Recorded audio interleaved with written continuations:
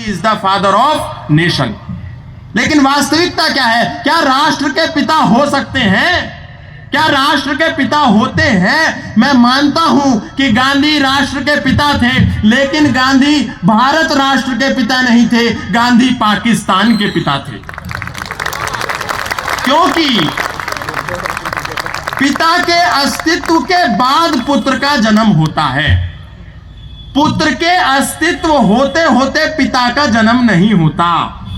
गांधी से पहले भी भारत विद्यमान था, भारतीय संस्कृति विद्यमान थी, भारतीयता विद्यमान थी।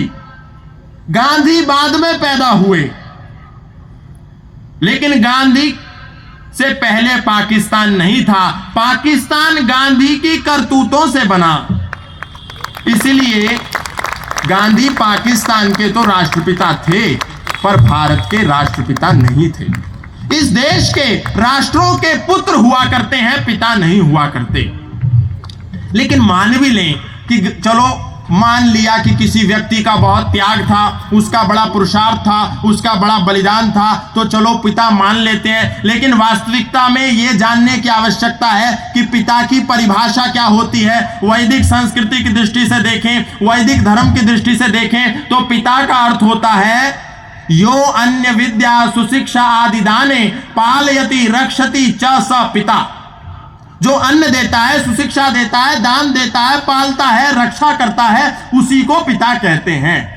लेकिन गांधी जी क्या इस परिभाषा में, इस पैरामीटर में, इस कॉन्सेप्ट में फिट बैठते हैं? क्या उन्होंने भारत की रक्षा करी? क्या उन्होंने भारत का पालन किया? क्या उन्होंने भारत को पाला? क्या उन्होंने भारत को आगे बढ़ाया? नहीं बढ़ाया, बल्कि भारत को विभाजित कर दिया। भारत में भारतीयता का दुष्प्रचार किया। भारत में न जाने कितनी संस्कृति के विघटन करने के लिए सत्य के प्रयोग में उन्होंने जो जो लिखा है वो सब आप पढ़ सकते हैं। वो भारतीय संस्कृति कदापि नहीं है। इसीलिए वो राष्ट्रपिता तो बिल्कुल नहीं हो सकते। लेकिन क्या पुत्र हो सकते हैं? पुत्र की क्या परिभाषा होती है? दुर्गते पितरो रक्षति सपुत्रः। जो अपने पिता को दुर्गति से बचाता है उसी को पुत्र कहते हैं। स्वामी श्रद्धानंद ने भारत जब दुर्गति में जा रहा था, भारत जब पतन की ओर था, भारत में जब फूट पड़ी हुई थी, भारत में जब विभेद था, भारत में जब धर्मांतरण हो रहा था, भारत में जब जातिवाद था, भारत में जब एक भाई दूसरे भाई का शत्रु बन रहा था, भारत में जब दंगे चरम पर थे, उस समय स्वामी श्रद्धानंद ने इस भारत को दुर्गति में जाने से बचाया। लेकिन गांधी ने दुर्गति में जाने से नहीं बचाया, ये कह करके भी कि मेरी लाश पर पाकिस्तान बनेगा। पाकिस्तान बन गया, और पाकिस्तान बनने के बाद पाकिस्तान को करोड़ों रुपया का फंड देना है, भारत के लोग नहीं दे रहे थे, राजनेता नहीं दे रहे थे। उसके बाद भी गांधी जाकर के धरने पर बैठ गए और बोले कि जब तक इनको फंड नहीं दोगे, इनको पैसा नहीं दोगे, तो मैं इस धरने पर बैठा रहूंगा, आमरण अनशन करता रहूंगा, सत्याग्रह करता रहूंगा। यानी भारत के नहीं, उन्होंने पाकिस्तान को दुर्गति में जाने से बचाया। वो पिता भी पाकिस्तान के हैं और पुत्र भी पाकिस्तान के हैं। हाँ, वो एक अच्छे इंसान हो सकता है, थोड़ा बहुत उनमें गुण हो, भारत को आजाद कराने में छुटपुट उनका कोई योगदान हो, लेकिन भारत को आजाद कराने में बहुत से असंख्य लोगों का योगदान था, हम उसको भुला नहीं सकते। और आज भी यदि हम देखें, इस समाज का अवलोकन करें, इस संसार पर दृष्टिपात करें, तो भारत में जो समस्या है वो वही है जिनका समाधान स्वामी श्रद्धानंद कर रहे थे। सबसे बड़ी समस्या आज आप देखते हैं, हमारे यहाँ जातिवाद बहुत है, सनातन धर्म बटेोगे तो कटोगे।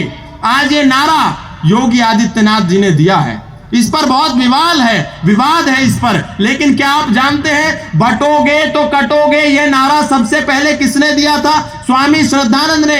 हिंदू संगठन क्यों और कैसे, जब वो पुस्तक लिखी तो उसमें ये नारा सबसे पहले दिया कि बटोगे तो कटोगे, घटोगे तो कटोगे। लेकिन हमने क्योंकि पुस्तकों को पढ़ना, उनका स्वाध्याय करना छोड़ दिया, महापुरुषों को जानना छोड़ दिया, आज इन लोगों को पता है कि ईसा मसीह का जन्मदिन कब हुआ था, सेंटा क्लॉज कब आता है, तकिए के नीचे जुराब कब रखनी होती है, अपनी मोमबत्ती ले जाकर के चर्च के सामने कब जलानी होती है। लेकिन हमको नहीं पता कि स्वामी श्रद्धानंद का बलिदान कब हुआ था। हम भूल गए कि 4 साहिबजादों का बलिदान कब हुआ था, माता गुजरी का बलिदान कब हुआ था, गुरु तेग बहादुर का बलिदान कब हुआ था, गुरु गोविंद सिंह का बलिदान कब हुआ था, ये हम नहीं जानते। और हम तो छोड़ो, जो विशुद्ध वंशज हैं गुरु गोविंद सिंह महाराज के, जो विशुद्ध वंशज हैं गुरु तेग बहादुर के, जो विशुद्ध वंशज हैं जोरावर सिंह, अजीत सिंह,